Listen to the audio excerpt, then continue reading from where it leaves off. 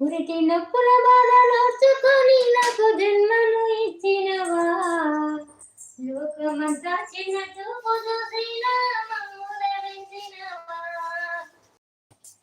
ఉరికి నొప్పుల బాధ నోచుకొని నాకు జన్మను ఇచ్చినవా, లోకమంతా నిన్ను చిన్న చూపు చూసినా మమ్ముల వెంచినవా.